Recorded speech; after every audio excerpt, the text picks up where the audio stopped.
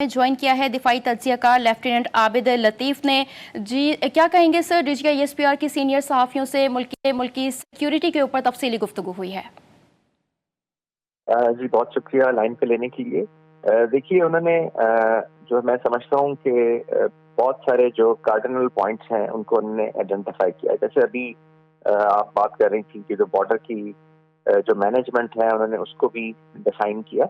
देखिए बॉर्डर की management is a science, क्योंकि दो कंट्रीज की टेरिटरी जो है वो सोवरेन कंट्रीज की उनकी टेरिटोरियल इंटेग्रिटी होती है, वो सैक्रोसैंक्ट होता है, मुकद्दस होता है बॉर्डर, क्योंकि क्रॉस नहीं हो सकता, क्योंकि क्रॉस करने का मैकेनिज्म फिर बाय पासपोर्ट और ऑफिशियल चैनल्स है, उसके अलावा नहीं होता। तो इसको मैनेज करना एक पूरी साइंस है। उन्होंने इसको क्लियरली बता दिया कि किस तरीके से, और जो बॉर्डर के ऊपर अगर फेंस लगी हुई है, जो उन्होंने जो पॉइंट सबसे ज्यादा इम्पोर्टेंट है इसको समझने के लिए, वो ये है कि जी बॉर्डर के ऊपर अगर फेंस लगी हो और वो ऑब्जर्वेशन और फायर से अगर कवर्ड नहीं है, तो वो फेंस जो है वो बहुत इफेक्टिव नहीं होती, बल्कि बिल्कुल भी इफेक्टिव नहीं होती, क्योंकि कहीं से भी वो ब्रीच हो सकती है। अब ये तो बाय ऑब्जर्वेशन और बाय फायर कवर्ड नहीं है।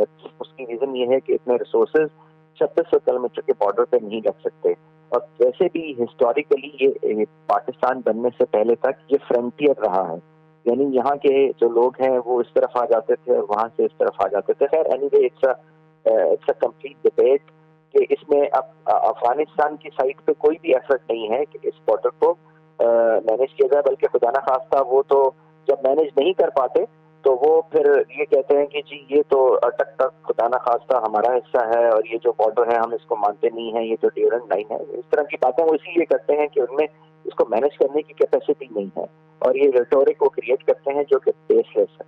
अच्छा, देखिए उन्होंने एक और चीज जो बहुत क्लियर की और बहुत जो मैं समझता हूँ इम्पोर्टेंट है, वो ये कि ऑलमोस्ट 90% ऑफ बलोचिस्तान जो था वो टी एरिया था, यहाँ जहाँ पे स्टेट का फुटप्रिंट बहुत थिन था।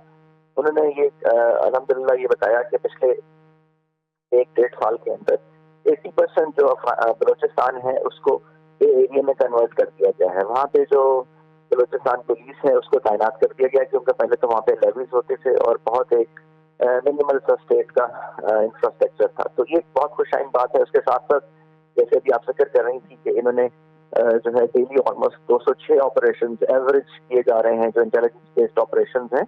तो इस तरह बलोचिस्तान के अंदर 140 के करीब winning heart and mind intervention की जा रही हैं डेली के हिसाब से।